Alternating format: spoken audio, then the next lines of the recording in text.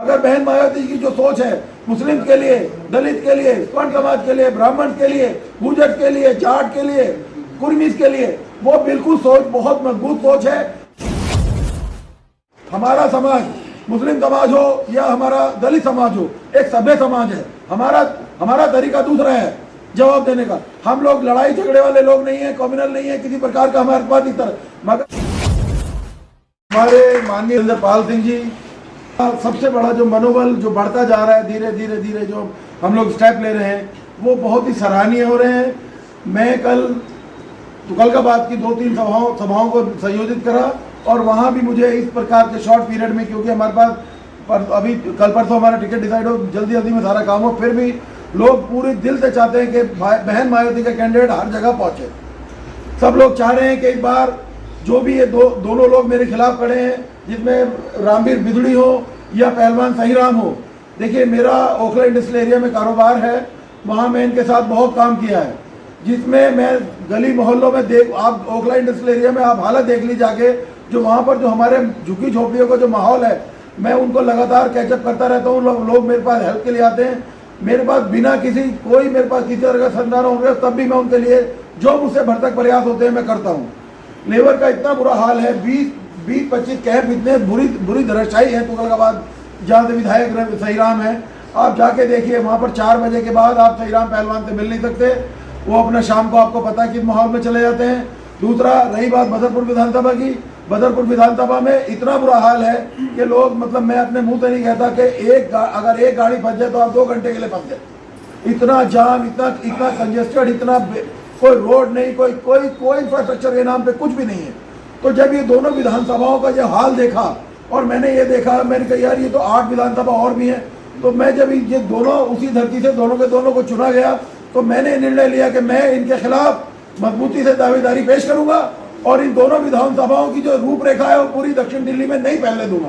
तो मेरा आपसे मानना है कि इन दोनों के दोनों जिस समाज से आते हैं, आप भली भांति जानते हैं, आप बिल्कुल इन दोनों का बाइकआउट कीजिए। और एक बहन मायावती जी ने जो मुझे यहाँ भेजा है, ये हम लोग बेसिकली संगठन, हम लोग एक ऐसी मुहिम चलाते हैं। हमारे जो बहुजन समाज के लोग हैं, उसी कड़ी से मेरे को भी एकांश मान लीजिए। हम एक ऐसी वो जगह चला रहे हैं जिसमें बहन मायावती जी हमारे देश का प्रतिनिधित्व करें और बहन मायावती जी का हाथ मजबूत करने के एक सांसद, देखिए 86 सांसद और दो वहाँ से 86 सांसद। अभी जो हमारा जो पहला जो निर्णायक चुनाव हुए हैं, उसमें बहन मायावती जी ने एक सीट पर चुनाव लड़ा और वहाँ पर बहुत मजबूत हुआ। यूपी में हमारे बहुत सारे MP जीत के आ रहे हैं। जिस प्रकार आप सबसे ज्यादा इन्हें इंडिया गठबंधन से, बीजेपी को इंडिया गठबंधन इतना वो नहीं है जितना डर बहन मायावती से है। मुझे भी इनडायरेक्टली डायरेक्टली फोन आ रहे हैं, मगर मैं एक बहुत मजबूती के साथ चुनाव लड़ रहा हूँ।